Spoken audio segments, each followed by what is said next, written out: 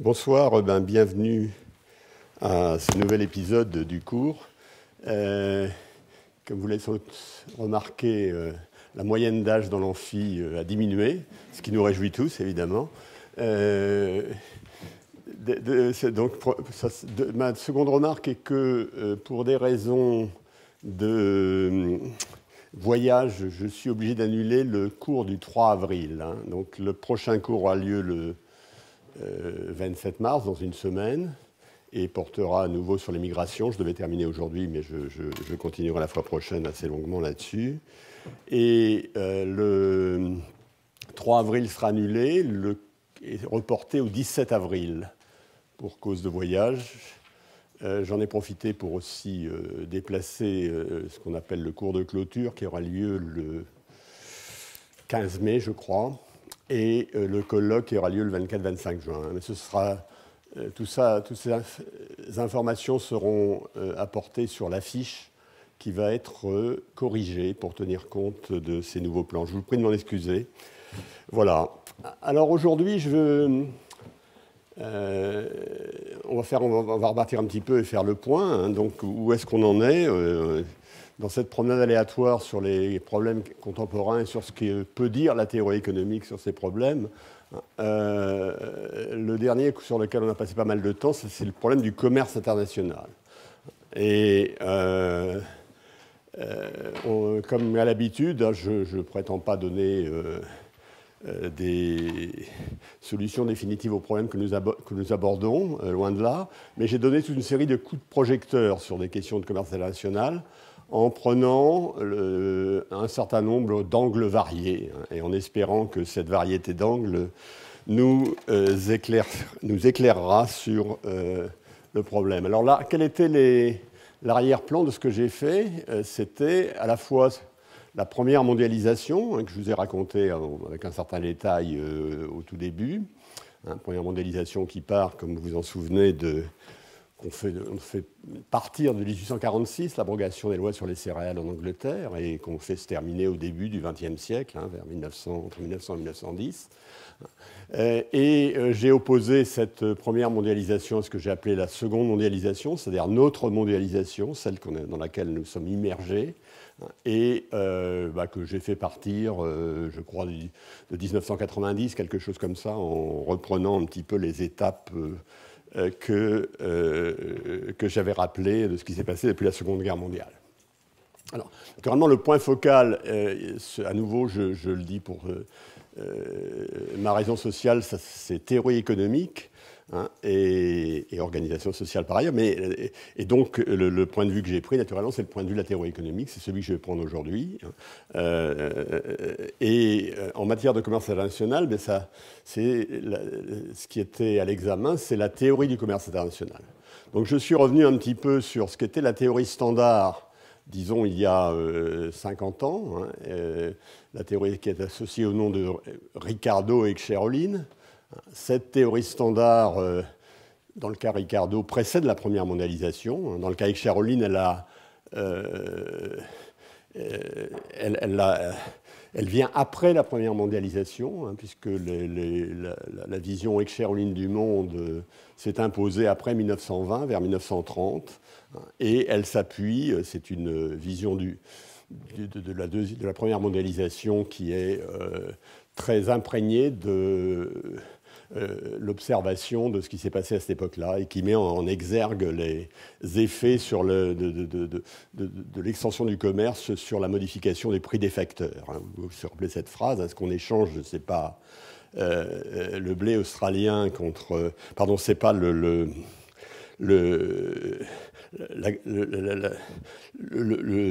blé australien contre le textile anglais, c'est la terre australienne contre le travail anglais. Donc voilà. Ensuite, on est revenu un peu plus près de chez nous, c'est-à-dire j'ai passé en revue ce qu'on appelle la nouvelle théorie du commerce international, qui essaie de coller de plus près à ce qui se passe aujourd'hui dans notre monde et dans notre mondialisation. Et donc l'objectif est de rendre compte des spécificités de cette seconde mondialisation. Comme on l'a vu, ça nous a donné beaucoup de d'éclairage intéressants. Par exemple, cette nouvelle théorie du commerce international met en exergue le rôle des entreprises, le rôle des firmes, le rôle des grandes firmes dans les mouvements commerciaux entre les divers partenaires. Et on a eu au moins 2 exposés, l'un par Francis Kramars, l'autre Peter Neri, qui ont illustré, qui ont développé cette idée, qui est une idée relativement forte. Et maintenant, on a vu aussi qu'on a eu toute une série de points aveugles. Les points aveugles, eh bien, c'est un petit peu, je dirais, les effets Escher-Ohlin. Tout ce qu'on avait bien compris dans la première mondialisation, on ne le comprend plus bien. Qu'est-ce que fait la seconde mondialisation sur la répartition interne des facteurs dans les pays participants? Alors évidemment, dans les pays développés, c'est notre question, et dans les pays en développement. Et donc, pour ça, on avait repris toute une série de statistiques qui nous montrent, par exemple, l'évolution des revenus aux États-Unis depuis une vingtaine d'années, selon les catégories. Et on avait dit un certain nombre de choses intéressantes sur lesquelles je ne vais pas revenir. Mais malgré tout, du point de vue théorique, on est relativement désarmé sur cette question. On ne sait pas très bien comment faire pour appréhender les effets à terme de sa mondialisation. Juste une parenthèse, souvent je dis qu'il y a 2 choses qu'on sait. Je suis en général assez bienveillant pour ce que font les économistes, par prudence par exemple, par solidarité aussi, mais je dis qu'il y a 2 choses qu'on ne sait pas faire, on ne sait pas prévoir. Le premier, c'est les avalanches, et le deuxième, c'est le mouvement des plaques tectoniques. On ne sait pas prévoir ce qui va très vite. Alors les avalanches, évidemment, la métaphore derrière, c'est la crise, la bulle qui s'effondre, etc. On est assez mauvais, je vous l'ai dit un certain nombre de fois, et j'ai passé beaucoup de cours l'an dernier à en parler. Et on ne sait pas prévoir non plus le mouvement. On apprécie assez mal les mouvements des plaques tectoniques, c'est-à-dire tous les mouvements lents qui produisent des effets, mais à une vitesse extraordinairement faible. C'est ce qui s'est passé au XIXe siècle. On a commencé à comprendre ce qui s'était passé 30 ans après que l'épisode soit terminé. Moi, ça m'a toujours absolument sidéré. Et donc, je crois que là, on a des plaques tectoniques, donc on apprécie assez mal le mouvement. Autre point relativement aveugle, c'est le problème du progrès technique. Comment le progrès technique est-il en train d'affecter la logique de la mondialisation? Quelle est la part à l'idée initiale qui était, grosso modo, on va tenir compte de Escher-Ohlin et en quelque sorte aux pays en développement, aux Chinois, la production de masse et à nous la production de progrès technique, et ça ne fonctionne pas comme ça. Donc j'avais un petit peu discuté ça également. Alors pourquoi j'en viens aux migrations? Parce que je l'avais mis sur le programme imprudemment, et parce que naturellement c'est un sujet complémentaire. Lorsque je vous ai présenté l'opinion de Ohlin, sur lequel le commerce est un substitut des migrations. Il y a évidemment ça dans la logique Escher-Ohlin. Et donc à l'arrière-plan, il y a des difficultés semblables, puisque une des difficultés qu'on va rencontrer dans le problème de migration, c'est les effets sur la structure interne de revenus dans les pays d'accueil et dans les pays de départ. Et c'est un petit peu l'ombre portée de la difficulté qu'on a rencontrée sur les effets distributifs de la mondialisation. Alors, c'est un sujet sensible, donc j'essaierai de le traiter avec la neutralité qui s'y est. Et ce que je vais faire, c'est d'abord une prise de recul historique sur la mondialisation, sur les migrations au moment de la première mondialisation. Donc je vais revenir sur la première mondialisation et je vais vous parler des migrations au moment de la première mondialisation.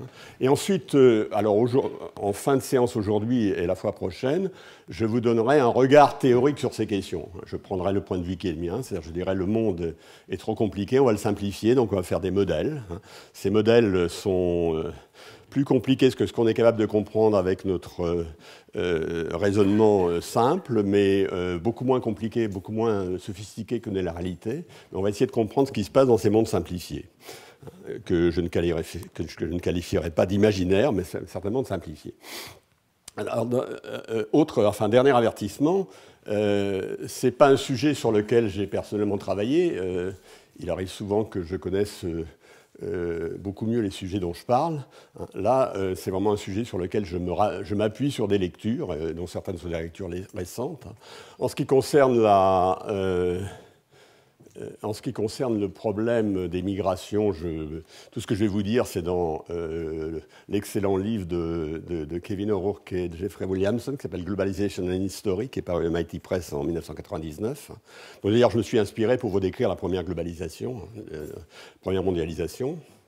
Et puis, ce que je dirai la fois prochaine, qui sera beaucoup plus abstrait, est tiré d'un ouvrage de Asaf Razin, Ephraim Sadka et je ne sais plus son prénom, Suwan Kiri, qui s'appelle Migration as Welfare State, qui est paru en 2011. Et j'utilise aussi un certain nombre d'articles de la littérature. Voilà, première question. Donc j'en arrive à ce qui est mon premier thème, les migrations de masse au XIXe siècle.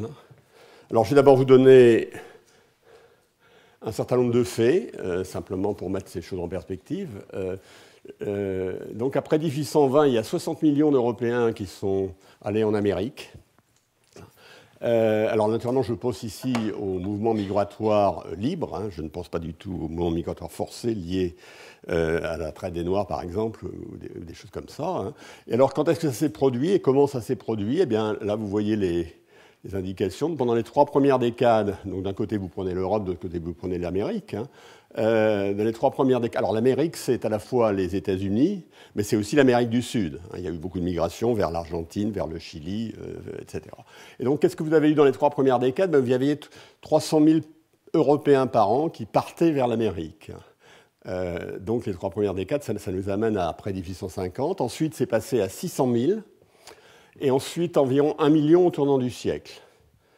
Donc voilà un petit peu la logique de ces... Alors, on peut voir si j'arrive à le lire, mais là, je ne suis pas sûr d'arriver à le lire. Donc, vous voyez, par exemple, les taux d'émigration par décade ou par décennie. Mais j'espère que vous arrivez à lire mieux que moi. Mais là, je peux le lire ici. Pour la Hollande, j'ai souligné deux pays. L'un, c'est la Hollande, et l'autre, c'est la Suède. Et donc, vous voyez, pour la Hollande, ça va de 5 pour 1000 par décade, donc ça fait 0,5% par décade, on voit à peu près ce que ça peut faire. Jusque dans la décennie 1880-1890, ça passe à 12,3, et ça rabaisse un petit peu après. Pour la Suède, ça peut monter jusqu'à, dans la décennie 1880-1890, ça monte à 70 pour 1000 par décade, donc 7% de la population par décade, c'est un mouvement tout à fait considérable, évidemment. Vous voyez que, par exemple, si vous lisez ce tableau, il y a beaucoup d'informations tirées de ce tableau qui rassemble beaucoup de statistiques. Vous voyez, pour la France, on est un pays dans lequel il y a eu très peu d'émigration. Alors, où ça s'est produit? Au Royaume-Uni. Alors, au Royaume-Uni, il y a un effet Irlande. Il y a une famine en Irlande vers 1840 qui a suscité, qui est un des facteurs déclenchant le processus d'immigration. Il y a eu l'Allemagne, il y a eu la Scandinavie, comme le montrent les chiffres que je vous ai indiqués tout à l'heure pour la Suède. Et puis, après 1880, le phénomène est passé à l'Europe du Sud, c'est-à-dire à l'Italie, l'Espagne et l'Europe de l'Est. Et donc, il y a des choses très différentes, 50 par 1000 par décade en moyenne en Irlande et 2 par 1000 en France, pour prendre ce qui sont toutes les extrêmes en moyenne. Alors, la destination dominante, c'est les États-Unis, mais à nouveau, il y a beaucoup de gens qui vont en Amérique du Sud après 1880. Juste pour ajouter quelques compléments à ce que je viens de dire, à ces migrations qui font passer de l'Europe hors d'Europe, il faut ajouter évidemment des immigrations intra-européennes. Il y a beaucoup de migrations italiennes, par exemple, qui sont migrations intra-européennes, d'ailleurs vers des migrations relativement importantes vers la France. Et deuxièmement, lorsque vous voyez ces chiffres, il faut mettre en regard les retours.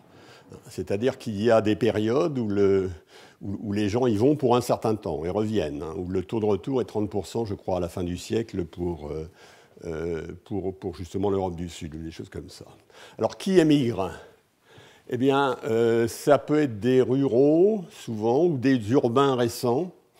C'est souvent des jeunes adultes et essentiellement des hommes.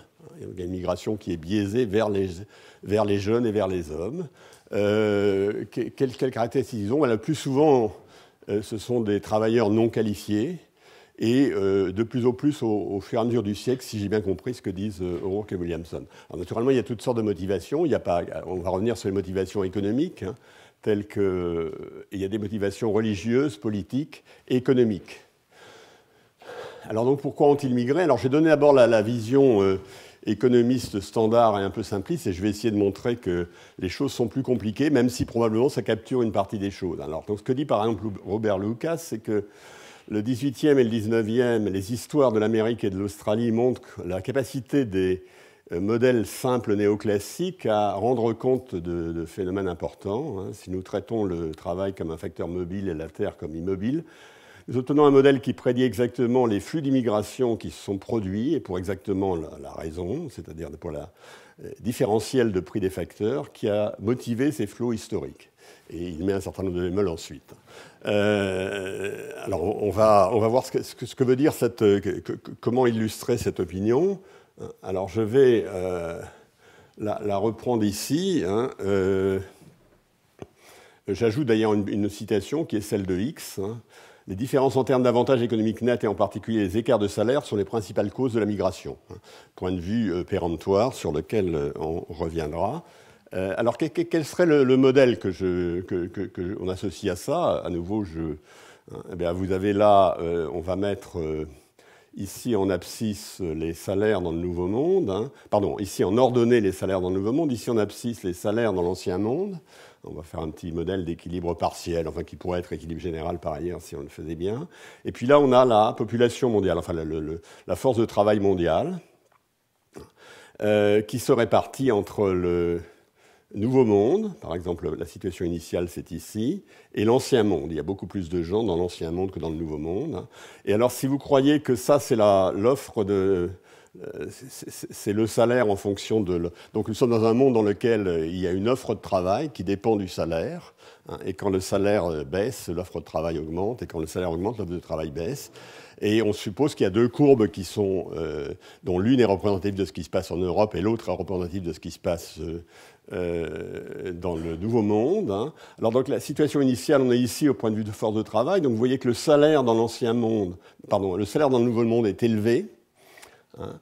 Et si ça c'est la courbe pour l'Ancien Monde, hein, c'est la courbe de demande cette fois pour l'Europe, donc on la lit comme ça, hein, et le total est ici.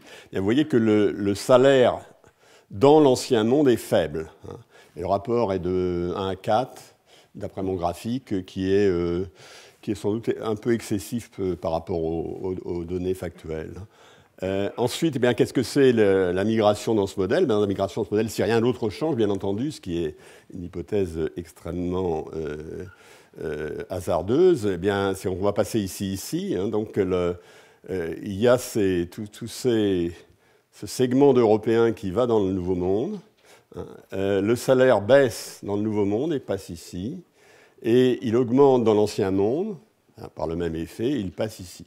Alors ces effets sont différents. Ici, la courbe en même temps, comme il y a beaucoup de raisons de supposer, on a un processus de changement structurel et cette courbe d'offre de travail ou de demande de travail agrégée, hein, que l'on utilise pour décrire notre problème, peut se modifier. Alors évidemment, tout ça, c'est un modèle totalement caricatural.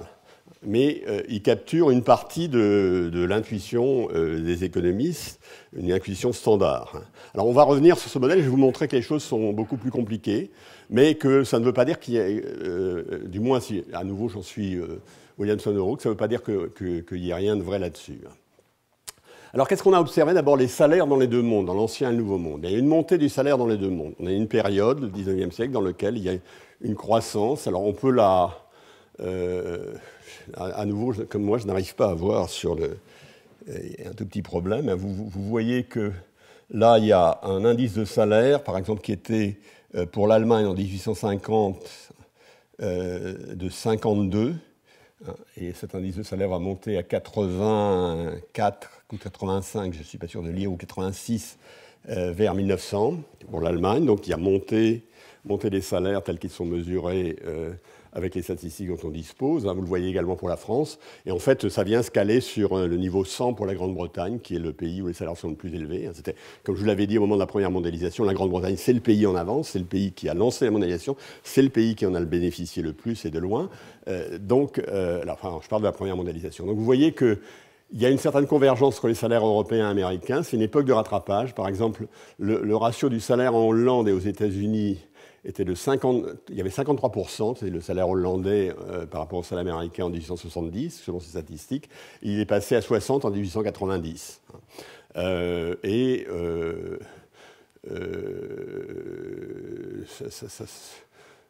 doit vouloir dire d'ailleurs que le salaire britannique devait être à 80% vers 1910, si je fais un calcul rapide, mais je vais me tromper. Alors, quel est l'effet des salaires? Alors, il faut d'abord bien voir, il y a l'effet que j'ai donné sur le graphique tout à l'heure, c'est l'effet différentiel de salaire, qui est un facteur d'émigration.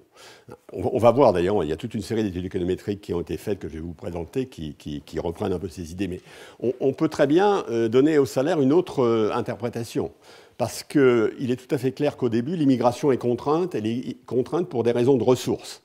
C'est-à-dire que les migrants n'ont pas de quoi s'acheter un billet, un billet sur un paquebot pour aller aux États-Unis ou pour aller en Argentine. Donc quand le salaire atome à la maison augmente, ça donne en fait au lieu de diminuer la tendance à l'immigration, ça l'augmente. Donc il y a un effet. Donc les bénéfices de l'immigration, évidemment, diminuent avec le niveau de développement interne. Ça, c'est l'effet standard. Les coûts sont rendus plus accessibles par le développement. Donc il y a deux facteurs possibles. Donc il va falloir essayer de démêler en regardant les faits. Alors c'est ce qu'ont fait un certain nombre d'études des historiens économistes sur cette période. Quelles sont les considérations pertinentes? Bien, il y a si vous voulez regarder le phénomène à un niveau très agrégé, bien, il y a la différence de salaire, c'est certain. Il faut bien les mesurer, c'est beaucoup de travail, c'est beaucoup de travail statistique, et ce travail a été fait, et pour autant que je le sache bien fait, même si je suis évidemment pas bon juge. Alors, quelles sont les considérations qu'ils ont essayé de mettre de singulariser les unes après les autres, et à partir de ça, ils ont essayé de faire de l'économétrie en mettant les flux de migration en fonction des variables explicatives, en le faisant pour tous les pays, en faisant tout un travail absolument considérable et dont je ne suis pas du tout bon juge. Alors, deuxième point, c'est la présence de communautés installées. Ce qu'on constate, c'est que le fait qu'il y ait des migrants qui soient présents à un moment, à un endroit donné, est un facteur explicatif des migrations. C'est-à-dire, si vous allez, c'est les friends effect, l'effet de l'amitié ou l'effet des amis, et ça explique aussi en particulier la persistance. Donc ça, c'est une première catégorie. Évidemment, la diffusion de l'information va avec. Si vous allez aux États-Unis, s'il y a des gens qui y sont allés, il y a une petite chance pour se savoir si ça vaut la peine ou pas. Et plus il y en a qui y sont allés, qui sont de votre région, plus il y a de chances que vous ayez une information là-dessus. Alors, il y a un troisième facteur qui serait l'industrialisation, ce qu'ils ont regardé, c'est-à-dire que l'industrialisation en Europe serait un facteur de moindre attachement à la terre et serait donc conduira ce sera une sorte de sas de l'immigration, de l'émigration, puisque les gens iraient d'abord de leur pays agricole vers la ville dans leur pays, et ensuite émigreraient. Et évidemment, il y a quelque chose qui est important, c'est la démographie. C'est-à-dire quelles sont les forces démographiques, quelles sont les pressions démographiques à l'œuvre dans chacun des pays de départ. Donc ils ont fait, donc ça va là-dessus, ils ont fait une étude économétrique. Les variables explicatives sont celles que je viens de suggérer. Le gap du salaire réel entre départ et destination. La variable pression démographique. Alors pour ça, à un moment donné, la variable pression démographique est estimée par les taux de natalité 20 ans avant. Donc c'est une variable décalée qui tient compte de l'arrivée sur le marché du travail de gens qui sont nés 20 ans avant. Le niveau d'industrialisation et le stock de migrants antérieurs. Alors qu'est-ce qu'ils trouvent? Bien, il se trouve que l'effet gap salaire réel, alors vous voyez les migrations par décade, hein, et vous avez ici quelque chose au départ, c'est le poids relatif de ces différents facteurs dans la décision de migration, donc qui sont ramenés à 1.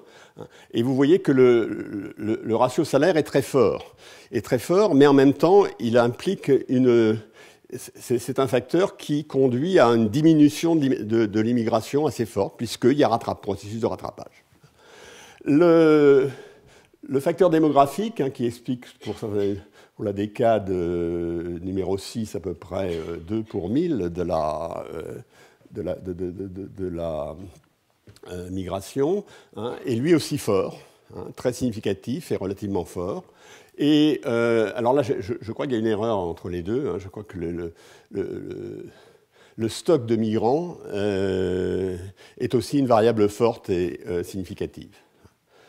Donc voilà le genre d'études économétriques que vous pouvez trouver. Donc vous trouverez beaucoup d'informations dans le livre de O'Rourke et Williamson, hein, qui complique quand même pas mal l'histoire initiale, hein, la rend, mais ne la détruit pas, hein, si l'on croit du moins à l'économétrie.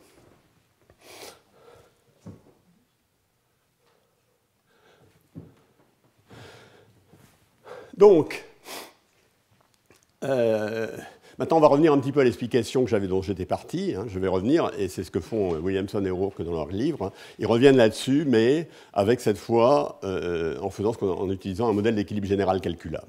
Donc, ils vont mettre toutes les données là-dedans, et ils vont calculer des contrefactuels. Hein. Qu'est-ce qui serait passé s'il n'y avait pas eu l'immigration en Amérique du Nord? Qu'est-ce qui s'est passé dans le Nouveau Monde? Qu'est-ce qui s'est passé dans l'Ancien Monde?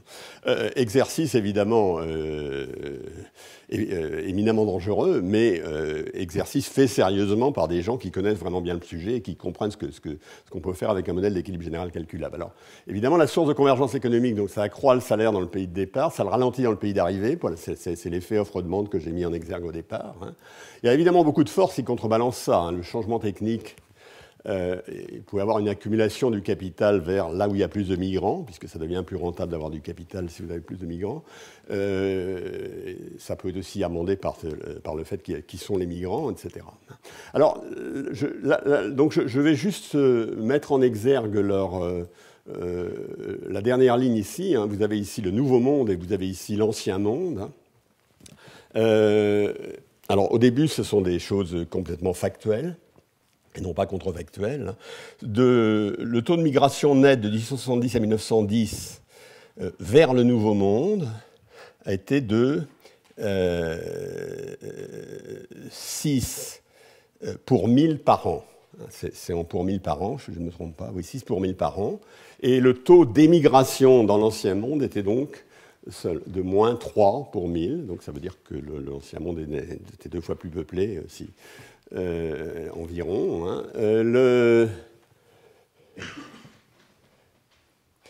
L'impact sur la population pendant cette période a été d'environ 30% sur le Nouveau Monde. C'est-à-dire que la population du Nouveau Monde s'est accrue de 30% liée aux migrations. Et la population de l'Ancien Monde, c'est-à-dire le nôtre, a décru de 11%. Toutes choses égales par ailleurs, bien sûr. La contribution à l'accroissement de population a été de 30%. Pour la force de travail, les choses sont un peu différentes, puisque ce n'est pas étonnant, puisque la composition de la migration est très biaisée vers les hommes adultes, par exemple, comme j'ai dit tout à l'heure.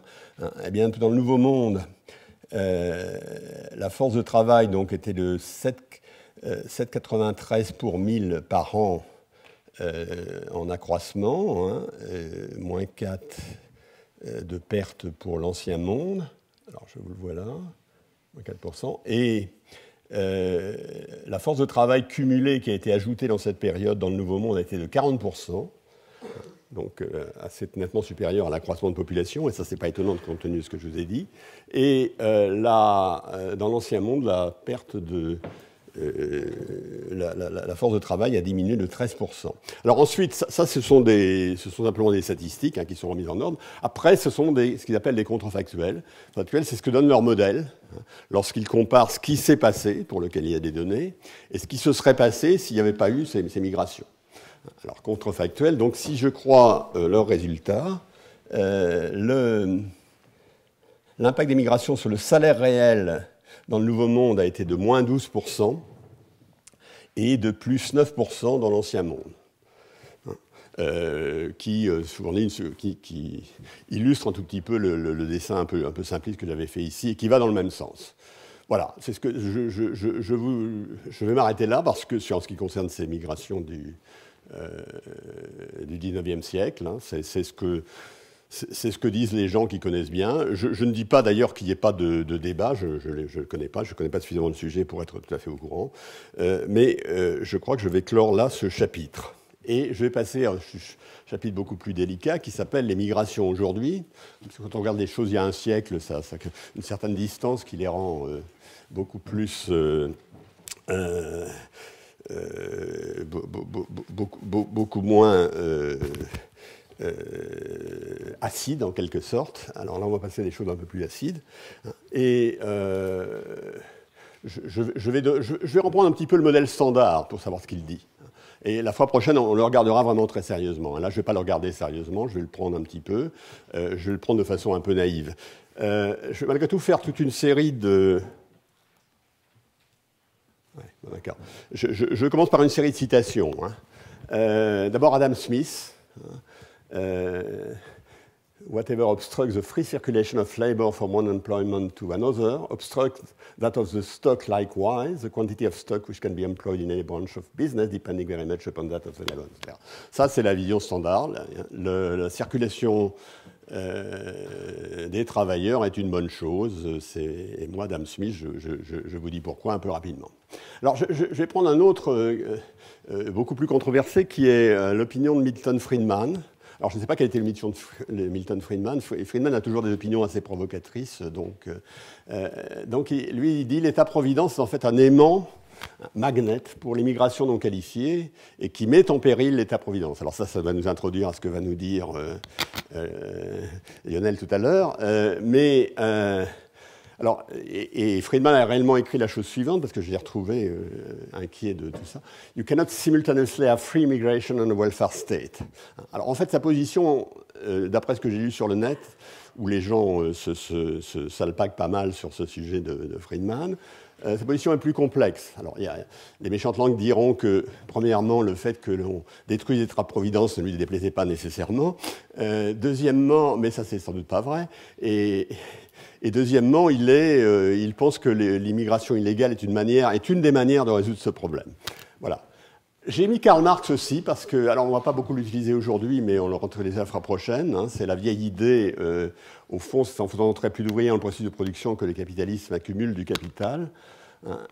Et il introduit l'idée d'armée de réserve. Hein, donc les migrants, armée de réserve, point d'interrogation. C'est pas vraiment ce que je vais voir aujourd'hui, mais cette idée reviendra la fois suivante. Hein. Elle mettra d'ailleurs, on en profitera pour mettre en exergue la différence de vision du monde de la vision qu'avait Marx, la vision qu'il avait de la nature de la compétition entre les salariés, et de la vision qu'ont la théorie standard moderne, hein, mais qui est devenue quand même relativement dominante dans ce domaine. Alors je vais, sur cette question des migrations, je vais d'abord faire un certain nombre d'avertissements. Premièrement, c'est une question sensible, pas inutile de vous faire un dessin, et c'est une question difficile. Alors pourquoi ? Parce que, à mon sens, parce que d'une part, il y a des dimensions non économiques. La dimension non économique, par exemple, il y a accueillir l'étranger, c'est une valeur. Hein. Alors, est-ce qu'il faut accueillir une partie de la misère du monde, toute la misère du monde ? On peut demander à nos anciens premiers ministres, mais il y a une valeur d'accueil. Allant de là, il y a un courant extrêmement minoritaire de gens qui ont la position philosophique que la migration est un droit. C'est un droit de base. Une position, à mon avis, extrêmement discutable, mais qui est de nature d'une position philosophique, hein, valeur morale un petit peu en amont qu'on peut éclairer. Deuxièmement, autre valeur morale, mais autre valeur de sens totalement différent, c'est qu'il y a une valeur sociale de la cohésion. Dans les sociétés démocratiques fonctionnent bien lorsqu'elles sont relativement cohérentes. Donc, c'est une valeur qui vient en quelque sorte en face de la valeur suivante. Donc il y a vraiment un choc de valeurs, ou tout au moins des valeurs contradictoires qui sont invoquées. Deuxièmement, les effets économiques. Alors, il y a évidemment des dimensions économiques. Les dimensions économiques, on va en parler beaucoup. J'ai déjà évoqué quelques-unes. Sur la rémunération relative et absolue. Alors, je parlerai beaucoup, mais la fois prochaine, je parlerai beaucoup de la dimension, j'aurais dû peut-être l'introduire dès maintenant, mais de la dimension, en quelque sorte, contemporaine du débat sur l'immigration en Europe. Le débat sur l'immigration est très lié au débat sur les retraites et au fait qu'il y a en Europe un déclin démographique. Donc j'en parlerai beaucoup la fois prochaine, j'en dirai aucun mot aujourd'hui. Donc il y a des effets économiques qui sont éventuellement forts et il y a des intérêts potentiellement conflictuels, voire potentiellement très conflictuels, ça dépend. Le modèle que je verrai la prochaine fois nous dira qu'ils sont potentiellement éventuellement très conflictuels. Et puis il y a aussi des effets que je dirais politico-économiques. Vous pouvez interpréter Friedman en disant l'État-providence, il pourrait toujours fonctionner, mais il va y avoir une modification du rapport des forces politiques dans le pays qui va faire qu'il va être mis en cause. Donc il y a des effets politico-économiques, j'y reviendrai aussi la fois prochaine, pas du tout aujourd'hui. Donc je rappelle quelque chose que j'avais dit la fois dernière, le cocktail valeur-intérêt, lorsqu'il y a des conflits de valeurs et des conflits d'intérêts qui se superposent, c'est toujours assez explosif. Je vous avais donné un exemple qui est le conflit Nord-Sud aux États-Unis, avant la guerre de sécession, où le Nord était très profondément anti-esclavagiste et très profondément protectionniste, et où le Sud était très profondément esclavagiste et très profondément libre-échangiste. Et donc il y avait un conflit d'intérêts et conflit de valeurs qui se superposaient. C'est un exemple parmi d'autres, mais vous en trouverez facilement d'autres. Alors qu'est-ce que peut faire la réflexion économique là-dedans? Alors la première chose que je veux dire là, c'est que les conclusions que vous allez tirer, moi je ne prétends pas du tout que les économistes vont vous dire ce qu'il faut penser sur ce sujet. Je pense que les économistes apportent des matériaux avec lesquels vous pouvez vous forger une opinion, mais je ne pense pas que c'est une solution. Sauf à penser qu'évidemment, toutes les sciences sociales sont des branches de l'économie. Les premiers points, c'est des problèmes philosophiques. Alors je dis souvent dans les dîners en ville que la philosophie est une branche de l'économie, mais ça ne me vaut pas que en général, ça fait plutôt rire, ce que je peux comprendre.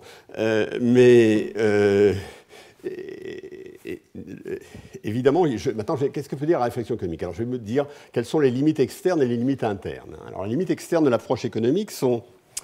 elle ne s'applique évidemment pas au premier registre, sauf à revenir à ma boutade de tout à l'heure, qui est vraiment philosophique en un certain sens. Elle peut éclairer le troisième registre, c'est-à-dire sur l'équilibre politico-économique. Il y a quand même beaucoup de dimensions économiques sur ce point. Et sur le second registre, vous allez me dire c'est les problèmes économiques, mais en fait, elle n'a pas du tout le monopole, la réflexion économique, de la réflexion sur le second registre. Exemple, par exemple, si vous regardez les effets économiques à moyen terme de l'immigration, ils dépendent de la qualité de ce que vous appelez intégration. Alors, comment on la définit, qu'est-ce qu'une bonne intégration, on peut en discuter, mais c'est vraiment pas un sujet sur lequel les économistes sont compétents. C'est un sujet sur lequel, j'espère, les sociologues sont compétents. Alors, quelles sont les limites internes de l'approche économique? Celles que j'ai données ici. On est dans un domaine où les effets sur la distribution du revenu, c'est un domaine difficile. Ça renvoie aux mêmes questions que les effets sur la distribution du revenu du commerce. C'est pour ça que j'ai un peu lié les deux. Et ce n'est pas des domaines où on est très bon. C'est des domaines dans lesquels ce qui se passe relève du mouvement des plaques tectoniques, comme je disais tout à l'heure. Donc il y a une certaine opacité des mécanismes et donc une certaine opacité des gains et des pertes pour beaucoup de questions. Alors quels sont les mérites de la science lugubre dont je vous parle aujourd'hui, Dismal Science? C'est comme d'habitude, elle est lugubre, mais elle donne un regard un peu incontournable, pas toujours très joyeux, mais un peu incontournable à défaut d'être décisif. Donc je vais vous donner quelques coups de projecteur. Première chose, je vais essayer d'illustrer l'idée d'Adam Smith, mais en la compliquant un peu quand même, en l'appliquant un peu et en introduisant l'idée que dans un premier temps, il y a des gagnants et des perdants dans les processus d'immigration. Et je ferai une brève incursion dans l'État-providence. Donc c'est ce que je vais faire aujourd'hui. Et puis la fois prochaine, je reviendrai sur les questions, cette fois avec Friedman et Marx à l'arrière-plan, sur l'économie et l'économie politique des migrations, vu du Nord. Je me limiterai à regarder ce sujet vu du Nord, enfin dans la métaphore habituelle, le Nord c'est les pays riches, c'est le Sud, etc. Et j'essaierai de le voir de façon statique et dynamique, et je reprendrai un certain nombre d'analyses existantes, que je ne trouve pas parfaites, mais qui sont qui ont le mérite d'exister. Alors, là, on va revenir à des petits dessins vraiment tout simples. D'habitude, quand je fais du travail analytique, je présente des choses un peu plus compliquées. Là, je suis désolé, je m'excuse du simplisme de mon regard. Mais je me suis déjà fait pardonner dans le passé à l'avance. Alors, on va faire j'ai un article en référence de Signe, je crois que c'est 2005. Vous avez dans le monde, vous avez 2 pays ou 2 blocs.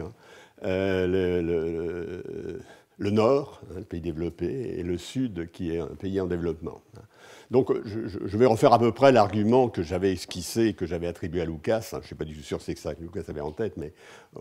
Et dans chaque entité, il y a deux groupes. Les travailleurs non qualifiés, donc j'aurai les travailleurs non qualifiés du Nord et les travailleurs non qualifiés du Sud. Donc je vais observer les migrations des travailleurs non qualifiés du Sud vers le Nord. Chose qui d'ailleurs est un peu caricaturale parce qu'un certain nombre de migrants du Sud sont des travailleurs qualifiés ou plus qualifiés que la moyenne des gens qui sont dans leur pays. Mais enfin, peu importe, donc on va faire ça. Et qui c'est le reste du monde? Le reste du monde, c'est ce que j'appelle les créanciers résiduels. Je peux le compliquer plus ou moins. Alors ça peut être la terre, que si j'étais au 19e, ça peut être le capital. Il est un des créanciers résiduels, évidemment. Ça peut être le travail qualifié, c'est l'interprétation que je vais prendre. Et là, je mets ici le salaire, et ici, je mets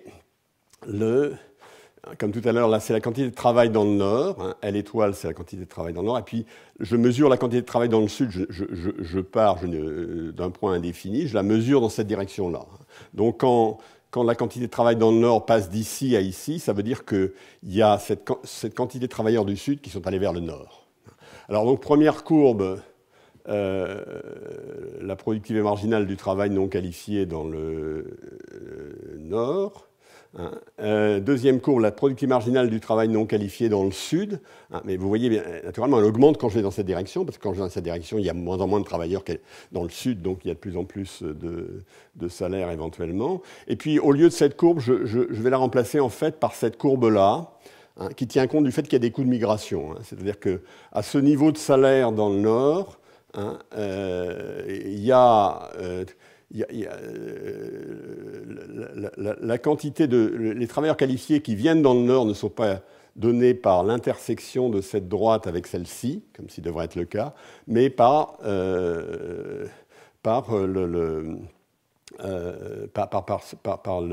niveau qui est ici. Donc cette courbe tient compte des coûts de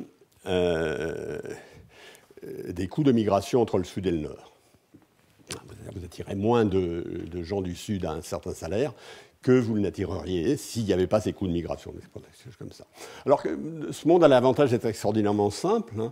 Alors, oui, premièrement, naturellement, là-dessus, j'ai une catégorie de travail. C'est évidemment totalement simpliste.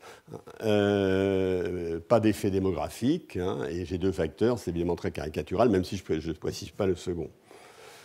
Alors, quelle est la théorie simpliste que je vais revenir, et sur laquelle je vais revenir, qui est la même que celle de tout à l'heure. Initialement, on a comme salaire W étoile dans le Nord, avec la quantité de travailleurs dans le Nord qui est égale à L étoile. Voilà ceci. Et dans le Sud, eh bien, on a W double étoile avec la quantité de travail de travailleurs qui n'est pas indiquée ici. Donc, les salaires sont beaucoup plus élevés au Nord. Maintenant, on autorise les migrations. Donc, les migrations vont conduire au fait que au salaire oméga prime, il n'y a plus de migration. Et au salaire oméga prime, l'offre égale la demande de travail. Donc, le volume de migration est ici. Et le salaire auquel on parvient est ici, oméga prime, qui égalise l'offre et la demande de travail non qualifié dans le Nord. et qui égalise également l'offre et la demande de travail non qualifié. Enfin, vous avez le salaire du Sud et aussi égalise l'offre et la demande de travail non qualifié dans le Sud, compte tenu des coûts de migration. Alors pourquoi ça c'est bien selon X et selon l'économie standard? Parce que au coût de migration près, mais si on oublie un petit peu les coûts de migration, ça c'est une solution c'est vraiment l'argumentaire d'Adam Smith. Hein. Si vous empêchez ces migrations, vous empêchez de créer de la valeur quelque part d'une certaine manière. Donc on est au first best. Alors premièrement, avec ces migrations, le monde y gagne. Hein. C'est-à-dire le produit mondial brut augmente. Pourquoi vous transférez des gens d'un endroit où c'est qualifié à un endroit où ils sont peu productifs, à un endroit où ils sont plus productifs, le mondial brut augmente.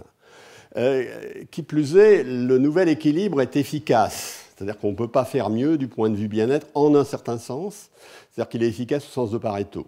C'est-à-dire qu'on ne peut pas augmenter le bien-être d'un des groupes d'agents sans diminuer celui d'un autre, hein, puisqu'on est dans ce monde suffisamment simple pour que ceci soit vrai. Alors, il faut bien voir ce que ça veut dire. Ça ne veut pas dire que tout le monde y gagne. Ça veut dire qu'il y a moyen de mettre en place des transferts qui feront que tout le monde y gagne. Dans ce monde ici, c'est extrêmement facile de mettre en place des transferts qui font que tout le monde y gagne. Naturellement, un des vrais problèmes, alors on l'avait vu en matière de commerce international, une des questions que j'avais posées, c'est peut-on toujours redistribuer les gains à la spécialisation et à l'échange? Et je vous avais montré que la réponse était à tout le moins ambiguë. Alors on va maintenant regarder quand même un peu les gagnants et les perdants pour voir si on sait faire les... Dans mon histoire très simple, les gagnants et les perdants, les migrants, ils gagnent, puisque les migrants voient augmenter leur salaire de façon significative. Alors qu'est-ce qui perd ici? Évidemment, c'est le salaire, le travail non qualifié du Nord, puisque son salaire passe de oméga étoile à oméga prime. Donc ce qu'il perd est donné par ce carré-là, du point de vue du bien-être.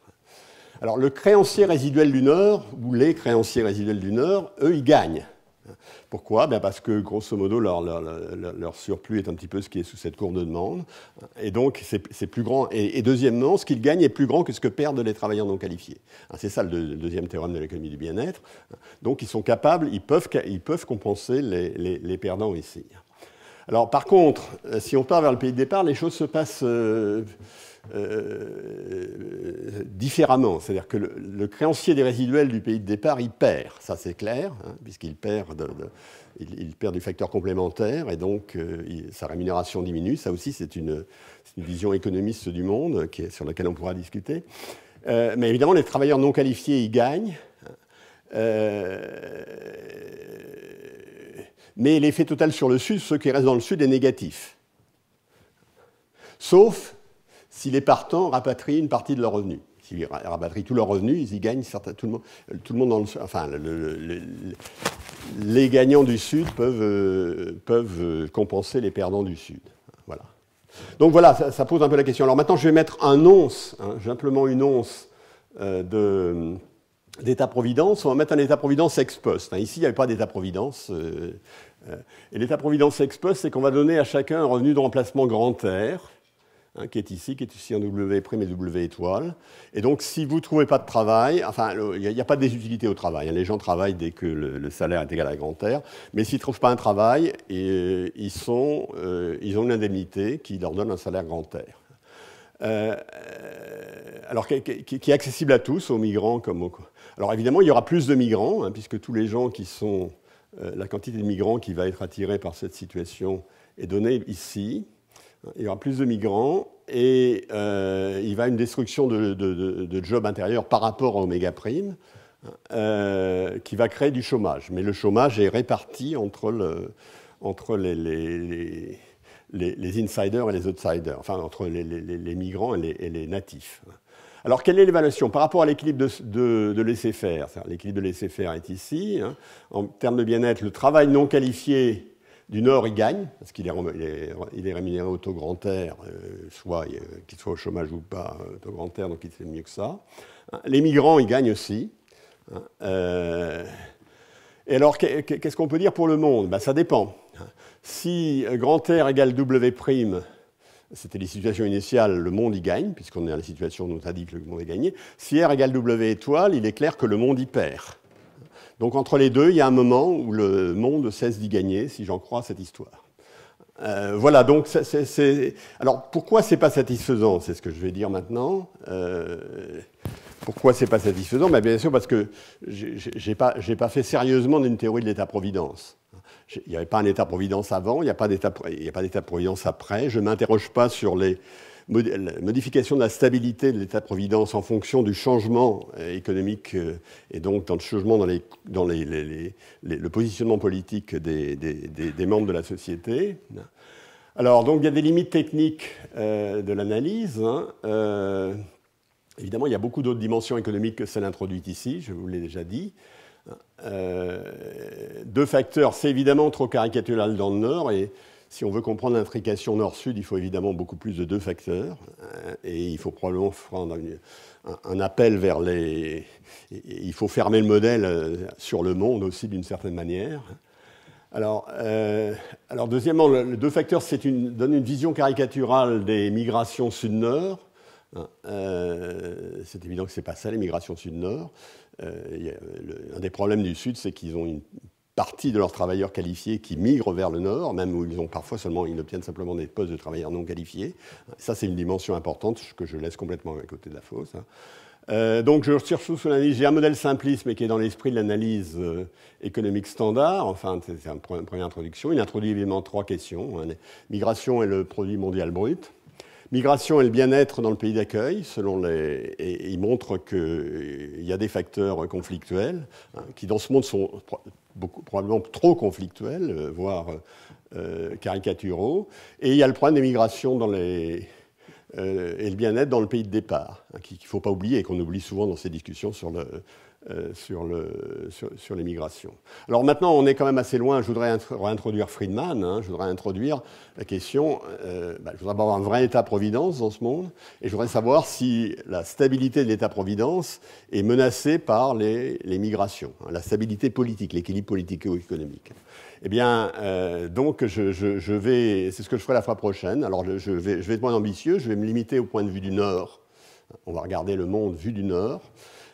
Et on va d'abord regarder un État-providence simplifié dans lequel il y aura un système redistributif sur lequel, qui est déterminé à l'issue d'un vote démocratique, où il y a des différences d'opinion et différents intérêts. Et puis, on va introduire les migrations. Et on va d'abord essayer de voir, à immigration donnée, comment ça change l'équilibre politico-économique. Deuxièmement, on va essayer de voir quelles sont les opinions de chacune des catégories sur les migrations. Alors on verra qu'il y en a qui veulent, qui privilégient, qui voudraient que l'on autorise les migrations qualifiées, et d'autres qui pensent qu'il faut plutôt privilégier les migrations non qualifiées, ou un mélange des deux. Donc on racontera une histoire qui, tout en étant d'une certaine manière à nouveau relativement caricaturale, nous rapprochera malgré tout nous donnera un certain éclairage sur les débats du monde réel. Et c'est l'objectif auquel je me tiendrai. Alors il se trouve que j'ai pratiquement terminé, donc pour une fois je suis en avance. Donc nous allons prendre il est 26, nous allons prendre à 31 par exemple, pour écouter Lionel Rago qui va nous parler de l'immigration et les finances publiques, le cas de la France. Donc, autant moi j'ai été un peu irréel, autant lui va rentrer dans le concret. Donc j'espère que ça fera un bon complément. Donc je vous rappelle que le prochain cours aura lieu le 27, que le cours du 3 avril n'aura pas lieu et sera reporté au 17 avril. Et que tout ceci sera porté sur la prochaine affiche qui devrait sortir incessamment sous peu. Donc, merci beaucoup.